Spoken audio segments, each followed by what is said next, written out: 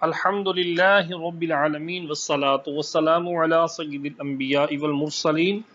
اما بعد فاعوذ باللہ من الشیطان الرجیم بسم اللہ الرحمن الرحیم صدر الشریعہ بدر الطریقہ حضرت علامہ مولانا مفتی محمد امجد علی اعظمی رحمۃ اللہ تعالی علیہ بہار شریعت کی دوسری جلد حصہ نمبر 7 اور صفحہ نمبر 9 مطبوعہ مکتبۃ المدینہ پر نکاح کے باب کا ذکر کرتے ہوئے الفاظ نکاح کے بارے میں گفتگو کر رہے ہیں۔ صفحہ نمبر 9 پر مسئلہ نمبر 22 فرماتے ہیں، جس عورت کو بائن طلاق دی ہے اس نے گواہوں کے سامنے کہا میں نے اپنے کو تیری طرف واپس کیا، مرد نے قبول کیا، نکاح ہو گیا۔ اجنبی عورت اگر یہ لفظ کہے تو نہ ہوگا، کیونکہ بائن آلریڈی اسی مرد کی بیوی ہے، تو طلاق بائن کے اندر اگر گواہوں کے سامنے وہ کہتی ہے میں نے اپنے آپ کو تیری طرف واپس کیا تو نکاح، مرد نے قبول کیا تو نکاح منعقد ہو جائے گا، سابقہ نکاح اس کی تجدید ہو جائے گی۔ جبکہ اجنبی عورت اگر یہ لفظ کہے تو نہیں ہوگا۔ مسئلہ نمبر 23 کسی نے دوسرے سے کہا اپنی لڑکی کا مجھ سے نکاح کر دے، اس نے کہا اسے اٹھا لے جا یا تو جہاں چاہے لے جا، تو نکاح نہ ہوا۔ مسئلہ نمبر 24 ایک شخص نے منگنی کا پیغام کسی کے پاس بھیجا، ان پیغام لے جانے والوں نے وہاں جا کر کہا تو نے اپنی لڑکی ہمیں دی، اس نے کہا دی، نکاح نہ ہوا۔ مسئلہ نمبر 25 لڑکے کے باپ نے گواہوں سے کہا میں نے اپنے لڑکے کا نکاح فلاں کی لڑکی کے ساتھ اتنے مہر پر کر دیا، تم گواہ ہو جاؤ۔ پھر لڑکی کے پاس لڑکی کے باپ سے کہا گیا کیا ایسا نہیں ہے؟ اس نے کہا ایسا ہی ہے، اور اس کے سوا کچھ نہ کہا، تو بہتر یہ ہے کہ نکاح کی تجدید کی جائے، نکاح دوبارہ کیا جائے۔ مسئلہ نمبر 26 لڑکے کے باپ نے لڑکی کے باپ کے پاس پیغام دیا، اس نے کہا میں نے تو اس کا فلاں سے کر دیا ہے، اس نے کہا نہیں، تو اس نے کہا اگر میں نے اس سے نکاح نہ کیا ہو تو تیرے بیٹے سے کر دیا، اس نے کہا میں نے قبول کیا۔ بعد کو معلوم ہوا کہ اس لڑکی کا نکاح کسی سے نہیں ہوا تھا، تو یہ نکاح صحیح ہو گیا۔ مسئلہ نمبر 27 عورت نے مرد سے کہا میں نے تجھ سے اپنا نکاح کیا اس شرط پر کہ مجھے اختیار ہے جب چاہوں اپنے کو طلاق دے لوں۔ مرد نے کہا قبول کیا تو نکاح ہو گیا، اور عورت کو اختیار رہا جب چاہے اپنے آپ کو طلاق دے لے۔ مسئلہ نمبر 28 نکاح میں خیار رویت و خیار عیب خیار شرط مطلقاً نہیں۔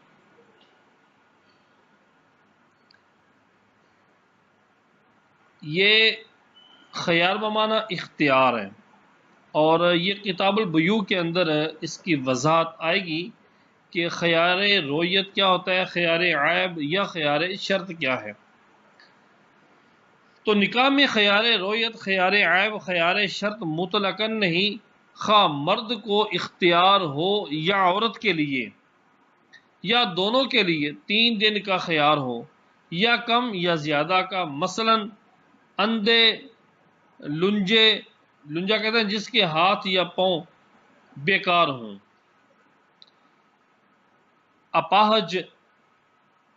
ہاتھ پاؤں سے معذور، انہوں نے نہ ہونے کی شرط لگائی، یا یہ شرط کی کہ خوبصورت ہو اور اس کے خلاف نکلا، یا مرد نے شرط لگائی کہ کنواری ہو اور ہے اس کے خلاف، تو نکاح ہو جائے گا، اور یہ جو شرط ہے یہ باطل ہو جائے گی۔ یوں ہی عورت نے شرط لگائی کہ مرد شہری ہو نکلا دیہاتی، تو اگر کفو ہے نکاح ہو جائے گا، کفو ہم پلہ، اور عورت کو کچھ اختیار نہیں، یا اس شرط پر نکاح ہوا کہ باپ کو اختیار ہے تو نکاح ہو گیا اور اسے اختیار نہیں۔ مسئلہ نمبر 29، نکاح میں مہر کا ذکر ہو تو ایجاب پورا جب ہوگا کہ مہر بھی ذکر کر لے۔ نکاح میں اگر مہر کا ذکر ہوا تو ایجاب یعنی جو پہلے بول رہا ہے اس کی طرف سے ایجاب پورا تب ہوگا کہ مہر بھی ذکر کر لے۔ مثلا یہ کہتا تھا کہ فلاں عورت تیرے نکاح میں دی بعوض 1000 روپے کے، اور مہر کے ذکر سے پہلے اس نے کہا میں نے قبول کی، نکاح نہ ہوا کہ ابھی ایجاب پورا نہ ہوا تھا، اور اگر مہر کا ذکر نہ ہوتا تو نکاح ہو جاتا۔ مسئلہ نمبر 30، کسی نے لڑکی کے باپ سے کہا میں تیرے پاس اس لیے آیا کہ تو اپنی لڑکی کا نکاح مجھ سے کر دے۔ اس نے کہا میں نے اس کو تیرے نکاح میں دیا، نکاح ہو گیا۔ قبول کی بھی حاجت نہیں، بلکہ اسے اب یہ اختیار نہیں کہ نہ قبول کرے۔ اللہ اکبر۔ مسئلہ نمبر 31، کسی نے کہا تو نے لڑکی مجھے دی؟ اس نے کہا دی، اگر نکاح کی مجلس ہے تو نکاح ہے، اور منگنی کی ہے تو منگنی۔ مسئلہ نمبر 32، عورت کو اپنی دلہن یا بی بی کہہ کر پکارا، اس نے جواب دیا تو اس سے نکاح نہیں ہوتا۔ نکاح کے شرائط، نکاح کے لیے چند شرطیں ہیں۔ نمبر 1، عاقل ہونا۔ مجنون یا ناسمجھ بچے نے نکاح کیا تو منعقد ہی نہ ہوا، یعنی نکاح کا انعقاد ہی نہیں ہوگا۔ نمبر 2، بلوغ۔ نابالغ اگر سمجھ وال ہے، نابالغ اگر سمجھدار ہے تو منعقد ہو جائے گا، مگر ولی کی اجازت پر موقوف رہے گا۔ تیسری شرط، گواہ ہونا، یعنی ایجاب و قبول 2 مرد یا 1 مرد اور 2 عورتوں کے سامنے ہوں۔ گواہ آزاد، عاقل، بالغ ہوں، اور سب نے ایک ساتھ نکاح کے الفاظ سنے۔ بچوں اور پاگلوں کی گواہی سے نکاح نہیں ہو سکتا، نہ غلام کی گواہی سے، اگرچہ غلام مدبر ہو یا مکاتب۔ غلام مدبر ہو یا مکاتب، یہ غلاموں کی اقسام ہیں۔ مدبر غلام یا مکاتب، مدبر مطلق ہو یا مدبر مقید ہو یا مکاتب ہو۔ یہ مدبر وہ غلام ہوتا ہے جسے آقا کہے کہ میں اگر بیماری میں مر گیا تو آزاد ہے۔ تو اسی طرح مکاتب وہ غلام ہوتا ہے جس نے اپنے مولا کے ساتھ بدلے کتابت کر لیا ہو کہ میں اتنے پیسے کما کر تجھے دے دوں گا تو مجھے آزاد کر دے گا، تو وہ کہے جی ہاں۔ تو کوئی بھی غلام ہو، ان کی گواہی سے نکاح منعقد نہیں ہوگا۔ مسلمان مرد کا نکاح مسلمان عورت کے ساتھ ہے تو گواہوں کا مسلمان ہونا بھی شرط ہے، لہذا مسلمان مرد و عورت کا نکاح کافر کی شہادت سے، کافر کی گواہی سے نہیں ہو سکتا۔ اور اگر کتابیہ سے مسلمان مرد کا نکاح ہو، کتابیہ یہودی یا عیسائی عورت، مسلمان مرد کا نکاح ہو تو اس نکاح کے گواہ ذمی کافر بھی ہو سکتے ہیں، اگرچہ عورت کے مذہب کے خلاف گواہوں کا مذہب ہو۔ مثلا عورت نصرانی ہے یعنی عیسائی، اور گواہ یہودی، یا بالعکس ہو، اس کا الٹ ہو، یعنی عورت یہودی ہے اور گواہ نصرانی۔ یوں ہی اگر کافر و کافرہ کا نکاح ہو تو اس نکاح کے گواہ کافر بھی ہو سکتے ہیں، اگرچہ دوسرے مذہب کے ہوں۔ مسئلہ نمبر 33، سمجھدار بچے یا غلام کے سامنے نکاح ہوا اور مجلس نکاح میں وہ لوگ بھی تھے جو نکاح کے گواہ ہو سکتے ہیں، پھر وہ بچہ بالغ ہو کر یا غلام آزاد ہونے کے بعد اس نکاح کی گواہی دیں کہ ہمارے سامنے نکاح ہوا اور اس وقت ہمارے سوا نکاح میں اور لوگ بھی موجود تھے جن کی گواہی سے نکاح ہوا، تو ان کی گواہی مان لی جائے گی۔ مسئلہ نمبر 34، مسلمان کا نکاح ذمیہ سے ہوا اور گواہ ذمی تھے، اب اگر مسلمان نے نکاح سے انکار کر دیا تو ان کی گواہی سے نکاح ثابت نہیں ہوگا۔ مسئلہ نمبر 35، صرف عورتوں یا خنثی کی گواہی سے نکاح نہیں ہو سکتا۔ صرف عورتوں کی یا خنثی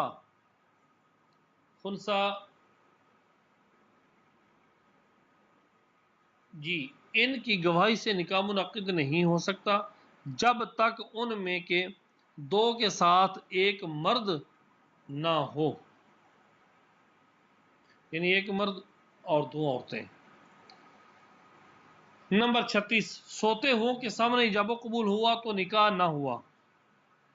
یوں ہی اگر دونوں گواہ بہرے ہوں کہ انہوں نے الفاظ نکاح نہ سنے تو نکاح نہ ہوا۔ نمبر 37، ایک گواہ سنتا ہوا اور ایک بہرے نے نہیں سنا اور اس سننے والے یا کسی اور نے چلا کر اس کے کان میں کہا نکاح نہ ہوا جب تک دونوں گواہ ایک ساتھ عاقدین سے نہ سنیں۔ عاقدین یعنی معاملہ کے دونوں فریقین، مثلا دولہا و وکیل یا دلہن اور دولہا، ان کی اکٹھی بات اکٹھا ایجاب و قبول نہ جب تک سنیں تو نکاح منعقد نہیں ہوگا۔ مسئلہ نمبر 38، ایک گواہ نے سنا دوسرے نے نہیں، پھر لفظ کا اعادہ کیا، دوبارہ کیا، یعنی اس لفظ کو دہرایا، اب دوسرے نے سنا پہلے نے نہیں تو نکاح نہ ہوا۔ مسئلہ نمبر 39، گونگے گواہ نہیں ہو سکتے کہ جو گونگا ہوتا ہے بہرا بھی ہوتا ہے، ہاں اگر گونگا ہو اور بہرا نہ ہو تو نکاح ہو سکتا ہے، یہ گواہ بن سکتے ہیں۔ مسئلہ نمبر 40، عاقدین گونگے ہوں تو نکاح اشارے سے ہوگا، یعنی نکاح کرنے والے دولہا دلہن یہ اگر گونگے ہیں تو نکاح اشارے سے ہوگا، لہذا اس نکاح کا گواہ گونگا ہو سکتا ہے اور بہرا بھی۔ مسئلہ نمبر 41، گواہ دوسرے ملک کے ہیں کہ یہاں کی زبان نہیں سمجھتے، تو اگر یہ سمجھ رہے ہیں کہ نکاح ہو رہا ہے اور الفاظ بھی سنے اور سمجھے، یعنی وہ الفاظ زبان سے ادا کر سکتے ہیں اگرچہ ان کے معنی نہیں سمجھتے، نکاح ہو گیا۔ مسئلہ نمبر 42، نکاح کے گواہ فاسق ہوں یا اندھے یا ان پر تہمت کی حد لگائی گئی ہو، تہمت کی حد یعنی تہمت زنا کی شرعی حد، شرعی سزا، تو ان کی گواہی سے نکاح منعقد ہو جائے گا، مگر عاقدین میں سے اگر کوئی انکار کر بیٹھے تو ان کی شہادت سے نکاح ثابت نہ ہوگا۔ عاقدین کہیں گے، لفظ عاقدین ہے یعنی دونوں، عاقدین تسنیہ کسی ہے تو دلہا اور دلہن، عاقدین میں سے اگر کوئی انکار کر بیٹھے تو ان کی شہادت سے نکاح ثابت نہ ہوگا۔ مسئلہ نمبر 43، عورت یا مرد یا دونوں کے بیٹے گواہ ہوئے، نکاح ہو جائے گا، مگر میاں بی بی میں سے اگر کسی نے نکاح سے انکار کر دیا تو ان لڑکوں کی گواہی اپنے باپ یا ماں کے حق میں مفید نہیں۔ مثلا مرد کے بیٹے گواہ تھے اور عورت نکاح سے انکار کرتی ہے، اب شوہر نے اپنے بیٹوں کو گواہی کے لیے پیش کیا تو ان کی گواہی اپنے باپ کے لیے نہیں مانی جائے گی، اور اگر وہ دونوں گواہ دونوں کے بیٹے ہوں، اگر وہ دونوں گواہ دونوں کے بیٹے ہوں یا ایک ایک کا دوسرا دوسرے کا تو ان کی گواہی کسی کے لیے نہیں مانی جائے گی۔ مسئلہ نمبر 44، کسی نے اپنی بالغہ لڑکی کا نکاح اس کی اجازت سے کر دیا، بالغہ لڑکی کا نکاح اس کی اجازت سے کر دیا اور اپنے بیٹوں کو گواہ بنایا۔ اب لڑکی کہتی ہے کہ میں نے اذن نہیں دیا، میں نے اجازت نہیں دی، تو اس کا باپ کہتا ہے دیا، تو لڑکوں کی گواہی کہ اذن دیا تھا مقبول نہیں۔ لڑکی کہتی ہے کہ میں نے اذن نہیں دیا، اجازت نہیں دی، اس کا باپ کہتا ہے کہ تو نے دی تھی اجازت، اذن دیا تھا، تو لڑکوں کی گواہی کہ اذن دیا تھا یہ مقبول نہیں۔ مسئلہ نمبر 45، ایک شخص نے کسی سے کہا کہ میری نابالغہ لڑکی کا نکاح فلاں سے کر دے، اس نے ایک گواہ کے سامنے کر دیا، تو اگر لڑکی کا باپ وقت نکاح موجود تھا تو نکاح ہو گیا کہ وہ دونوں گواہ ہو جائیں گے، اور باپ عاقد یعنی نکاح کرنے والا اور موجود نہ تھا تو نکاح نہ ہوا۔ یوں ہی اگر بالغہ کا نکاح اس کی اجازت سے باپ نے ایک شخص کے سامنے پڑھایا، اگر لڑکی وقت نکاح موجود تھی ہو گیا نکاح، ورنہ نہیں۔ یوں ہی اگر عورت نے کسی کو اپنے نکاح کا وکیل کیا، اس نے ایک شخص کے سامنے پڑھا دیا، تو اگر موکلہ موجود ہے نکاح ہو گیا، ورنہ نہیں۔ موکلہ یعنی وہ عورت جس نے وکیل کیا تھا، اگر موجود ہے تو نکاح ہو گیا، ورنہ نہیں۔ خلاصہ یہ ہے کہ اگر موکل بوقت عقد موجود ہے، جس نے وکیل کیا وہ عقد کے وقت حاضر ہے، نکاح کے وقت حاضر ہے، تو اگرچہ وکیل عقد کر رہا ہے، نکاح کر رہا ہے، مگر موکل عاقد قرار پائے گا۔ موکل کیا قرار پائے گا؟ یہ عاقد نکاح کرنے والا قرار پائے گا، اور وکیل گواہ بن جائے گا، مگر یہ ضرور ہے کہ گواہی دیتے وقت اگر وکیل نے کہا میں نے پڑھایا ہے تو شہادت نامقبول ہے، مقبول نہیں ہے کہ یہ خود اپنے فعل کی شہادت ہوئی، اس بارے میں شہادت قبول نہیں کی جائے گی۔ مسئلہ نمبر 46، مولا یعنی آقا مالک نے اپنی باندی، غلام، لونڈی یا غلام کا ایک شخص کے سامنے نکاح کیا، تو اگرچہ وہ موجود ہو نکاح نہ ہوا، اگرچہ وہ موجود ہو نکاح نہ ہوا، اور اگر اسے نکاح کی اجازت دے دی پھر اس کی موجودگی میں ایک شخص کے سامنے نکاح کیا تو ہو جائے گا۔ مسئلہ نمبر 47، گواہوں کا ایجاب و قبول کے وقت ہونا شرط ہے، گواہوں کا ایجاب و قبول کے وقت ہونا شرط ہے، فلہذا اس لیے اگر نکاح اجازت پر موقوف ہے اور ایجاب و قبول گواہوں کے سامنے ہوئے اور اجازت کے وقت نہ تھے، ہو گیا نکاح منعقد ہو گیا، اور اس کا عکس ہوا تو نہیں ہوا۔ مسئلہ نمبر 48، گواہ اسی کو نہیں کہتے جو دو شخص مجلس عقد میں مقرر کر لیے جاتے ہیں، بلکہ وہ تمام حاضرین گواہ ہیں جنہوں نے ایجاب و قبول سنا، اگر قابل شہادت ہوں، یعنی شہادت دینے کے اگر قابل ہیں تو سارے ہی گواہ ہیں۔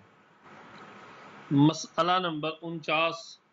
ایک گھر میں نکاح ہوا اور یہاں گواہ نہیں، ایک گھر میں نکاح ہوا اور وہاں گواہ نہیں، دوسرے مکان میں کچھ لوگ ہیں جن کو انہوں نے گواہ نہیں بنایا، مگر وہ وہاں سے سن رہے ہیں، اگر وہ لوگ انہیں دیکھ بھی رہے ہوں تو ان کی گواہی مقبول ہے، ورنہ نہیں۔ مسئلہ نمبر 50، عورت سے اذن لیتے وقت گواہوں کی ضرورت تھی، عورت سے اجازت لیتے وقت گواہوں کی ضرورت تھی، یعنی اس وقت اگر گواہ نہ بھی ہوں اور نکاح پڑھاتے وقت ہوں تو نکاح ہو گیا، البتہ اذن کے لیے، اجازت کے لیے گواہوں کی یوں حاجت ہے کہ اگر اس نے انکار کر دیا، اس عورت نے انکار کر دیا اور یہ کہا کہ میں نے اذن نہیں دیا تھا، تو اب گواہوں سے اس کا اذن اجازت ثابت ہو جائے گا۔ اذن دینا گواہوں کے سامنے گواہوں سے ہوا تو اب اس اذن دینا گواہوں سے ثابت ہو جائے گا۔ جی، نکاح کا وکیل خود نکاح پڑھائے، دوسرے سے نہ پڑھوائے۔ توجہ طلبات ہے، نکاح کا وکیل خود نکاح پڑھائے، دوسرے سے نہ پڑھوائے۔ مسئلہ نمبر 51، یہ جو تمام ہندوستان اور پاکستان میں عام طور پر رواج پڑا ہوا ہے کہ عورت سے ایک شخص اذن لے کر آتا ہے، اجازت لے کر آتا ہے، جسے وکیل کہتے ہیں، وہ نکاح پڑھانے والے سے کہہ دیتا ہے میں فلاں کا وکیل ہوں، آپ کو اجازت دیتا ہوں کہ نکاح پڑھا دیجئے۔ یہ طریقہ محض غلط ہے۔ وکیل کو یہ اختیار نہیں کہ اس کام کے لیے دوسرے کو وکیل بنا دے۔ اگر ایسا کیا تو نکاح فضولی ہوا، اجازت پر موقوف ہے۔ اجازت سے پہلے مرد و عورت ہر ایک کو توڑ دینے کا اختیار حاصل ہے، بلکہ یوں چاہیے کہ جو پڑھائے وہ عورت یا اس کے ولی کا وکیل بنے، وہ عورت کا یا اس کے ولی کا وکیل بنے، یا پھر حاشیے میں دیکھیں، یا پھر عورت کا وکیل اس بات کی بھی اجازت حاصل کرے کہ وہ نکاح پڑھانے کے لیے دوسرے کو وکیل بنا سکتا ہے، خواہ یہ خود اس کے پاس جا کر وکالت حاصل کرے یا دوسرا اس کی وکالت کے لیے اذن لائے، اجازت لائے کہ فلاں بن فلاں بن فلاں کو تو نے وکیل کیا کہ وہ تیرا نکاح فلاں بن فلاں سے کر دے۔ عورت کہے ہاں۔ منکوحہ کی تعیین، جس کا نکاح ہو رہا ہے اس کی تعیین، اس کو معین کرنا، خاص کرنا۔ مسئلہ نمبر 52، یہ امر بھی ضروری ہے، یہ ایک کام کرنا بھی ضروری ہے کہ منکوحہ گواہوں کو معلوم ہو جائے، پتہ چل جائے گواہوں کو کہ کس کے ساتھ نکاح ہو رہا ہے۔ یعنی یہ کہ فلاں عورت سے نکاح ہوتا ہے، اس کے دو طریقے ہیں۔ ایک یہ کہ اگر وہ مجلس عقد میں موجود ہے، اگر لڑکی وہاں پہ موجود ہے تو اس کی طرف نکاح پڑھانے والا اشارہ کر کے کہے کہ میں نے اس لڑکی کو تیرے نکاح میں دیا، اگرچہ عورت کے منہ پر نقاب پڑا ہو، جبکہ اللہ فرماتے ہیں کہ احوط یہ ہے، بہتر یہ ہے کہ اس وقت چہرہ کھلا رہے، بس اشارہ کافی ہے۔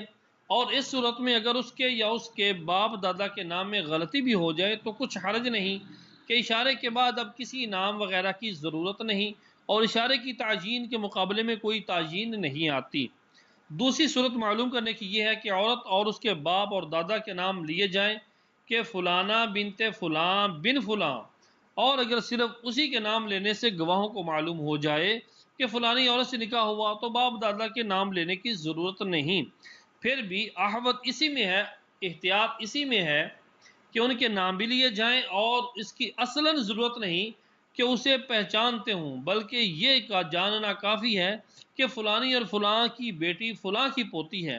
اور اس صورت میں اگر اس کے یا اس کے باپ دادا کے نام میں غلطی ہوئی تو نکاح نہ ہوا۔ اور ہماری غرض نام لینے سے یہ نہیں کہ ضرور اس کا نام ہی لیا جائے، بلکہ مقصود یہ ہے کہ تعیین ہو جائے، خواہ نام کے ذریعے سے یا یوں کہ فلاں بن فلاں بن فلاں کی لڑکی، اور اگر اس کی چند لڑکیاں ہوں تو بڑی یا منجلی یعنی درمیانی یا سنجلی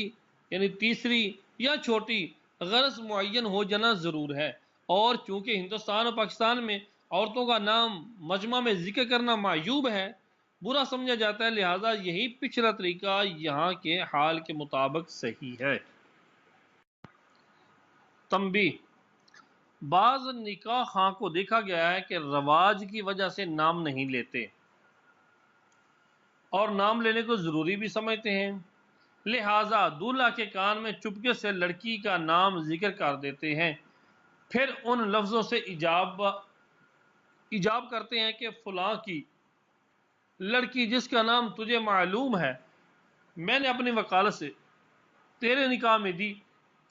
اس صورت میں اگر اس کی اور لڑکیاں بھی ہیں، اس مرد کی اور لڑکیاں بھی ہیں، اس لڑکی کے باپ کی، اس کی لڑکی کی دیگر بہنیں بھی ہیں، تو گواہوں کے سامنے تعیین نہ ہوئی، یہاں تک کہ اگر یوں کہا کہ میں نے اپنی موکلہ تیرے نکاح میں دی، یا جس عورت نے اپنا اختیار مجھے دے دیا ہے اسے تیرے نکاح میں دیا، تو فتویٰ اس پر ہے کہ نکاح نہ ہوا۔ مسئلہ نمبر 53، ایک شخص کی دو لڑکیاں ہیں اور نکاح پڑھانے والے نے کہا کہ فلاں کی لڑکی تیرے نکاح میں دی، تو ان میں اگر ایک کا نکاح ہو چکا ہے تو ہو گیا کہ وہ جو باقی ہے وہی مراد ہے۔ مسئلہ نمبر 54، وکیل نے موکلہ کے باپ کے نام میں غلطی کی، جس کو وکیل بنایا گیا ہے اس نے لڑکی کے باپ کا نام لینے میں غلطی کی اور موکلہ کی طرف اشارہ بھی نہ ہو تو نکاح نہیں ہوا، یوں ہی اگر لڑکی کے نام میں غلطی کرے جب بھی نہ ہوا۔ مسئلہ نمبر 55، کسی کی دو لڑکیاں ہیں، بڑی کا نکاح کرنا چاہتا ہے اور نام لے دیا چھوٹی کا، تو چھوٹی کا نکاح ہوا، اور اگر کہا بڑی لڑکی جس کا نام یہ ہے اور نام لیا چھوٹی کا تو کسی کا نہ ہوا۔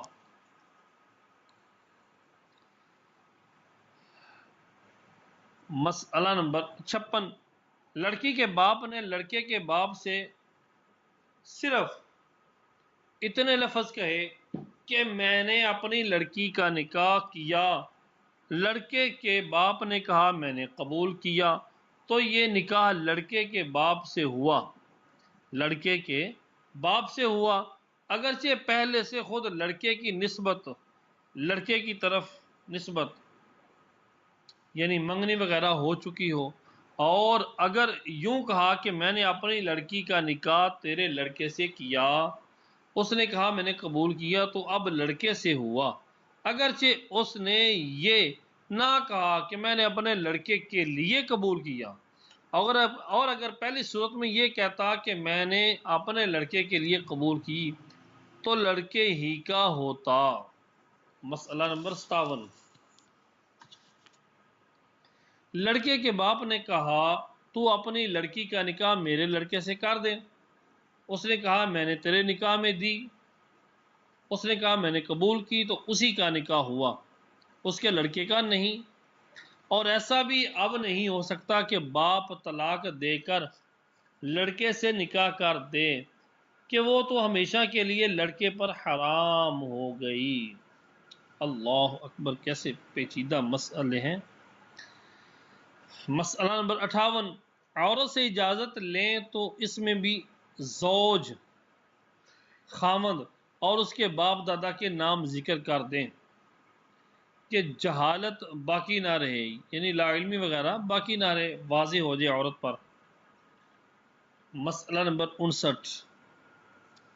عورت نے اذن دیا، اجازت دی، اگر اس کو دیکھ رہا ہے اور پہچانتا ہے تو اس کے اذن کا گواہ ہو سکتا ہے،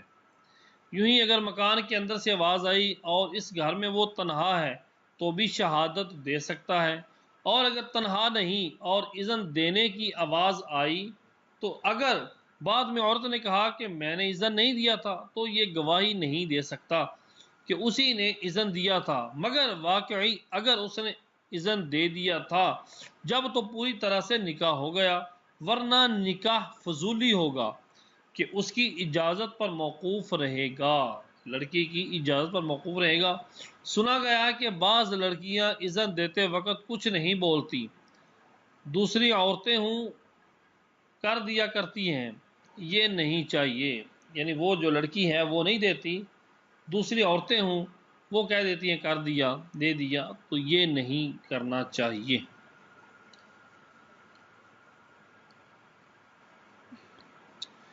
ایجاب و قبول کا ایک مجلس میں ہونا،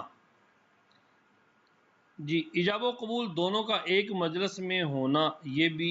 شرط ہے نکاح کا، نکاح کی یہ شرط ہے۔ تو اگر دونوں ایک مجلس میں موجود تھے، ایک نے ایجاب کیا دوسرے نے قبول سے پہلے ہی اٹھ کھڑا ہوا، ایک نے ایجاب کیا دوسرا قبول کرنے سے پہلے ہی اٹھ کھڑا ہوا، یا کوئی ایسا کام شروع کر دیا جس سے مجلس بدل جاتی ہے۔ مجلس کیسے بدلتی ہے؟ حاشیے میں دیکھیں، 3 لقمے کھانے سے، 3 گھونٹ پانی پینے سے، 3 کلمے بولنے، 3 قدم میدان میں چلنے، نکاح یا خرید و فروخت کرنے، لیٹ کر سو جانے سے مجلس بدل جاتی ہے۔ جی تو اگر مجلس بدل گئی تو ایجاب باطل ہو گیا، یعنی جس نے پہلے کہا تھا اس کا بھی ایجاب جاتا رہا، اب قبول کرنا بیکار ہے، پھر سے ایجاب ہونا چاہیے۔ مسئلہ نمبر 60، مرد نے کہا میں نے فلانی سے نکاح کیا اور وہاں موجود نہ تھی، اور وہ وہاں موجود نہ تھی، اسے خبر پہنچی تو کہا میں نے قبول کیا، یا عورت نے کہا میں نے اپنے کو فلاں کی زوجیت میں دیا اور وہ غائب تھا، جب خبر پہنچی تو کہا میں نے قبول کیا، تو دونوں صورتوں میں نکاح نہ ہوا، اگرچہ جن گواہوں کے سامنے ایجاب ہوا انہی کے سامنے قبول بھی ہوا ہو۔ مسئلہ نمبر 61، اگر ایجاب کے الفاظ خط میں لے کر بھیجے اور جس مجلس میں خط اس کے پاس پہنچا اس میں قبول نہ کیا بلکہ دوسری مجلس میں گواہوں کو بلا کر قبول کیا تو ہو جائے گا، جب کہ وہ شرطیں پائی جائیں جو آپ کے سامنے میں نے ذکر کی ہیں۔ جس کے ہاتھ خط بھیجا مرد ہو یا عورت، آزاد ہو یا غیر آزاد، بالغ ہو یا نابالغ، صالح ہو یا فاسق، نکاح ہو جائے گا۔ مسئلہ نمبر 62، کسی کی معرفت ایجاب کے الفاظ کہلا کر بھیجے، کسی کے وسیلے سے کسی کو ایجاب کے الفاظ کہہ کر بھیجے، اس پیغام پہنچانے والے نے جس مجلس میں پیغام پہنچایا اس میں قبول نہ کیا، پھر دوسری مجلس میں قاصد نے تقاضا کیا اب قبول کیا تو نکاح نہ ہوا، یعنی جو لے کر گیا تھا قاصد، جو ایجاب لے کر گیا تھا، اس نے جا کر تقاضا کیا بھی جواب دیں کیا کہنا ہے، اس نے قبول کیا تو نکاح نہ ہوا۔ نمبر 63، چلتے ہوئے یا جانور پر سوار جا رہے تھے اور ایجاب و قبول ہوا، نکاح نہ ہوا، کشتی پر جا رہے تھے اور اس حالت میں ہوا تو ہو گیا۔ نمبر 64، ایجاب کے بعد فوراً قبول کرنا شرط نہیں جبکہ مجلس نہ بدلی ہو، لہٰذا اگر نکاح پڑھانے والے نے ایجاب کے الفاظ کہے اور دولہا نے سکوت کیا، خاموشی اختیار کی، پھر کسی کے کہنے پر قبول کیا تو نکاح ہو گیا۔ وما علی الا البلاغ، صلو علی الحبیب صلی اللہ تعالی علی محمد۔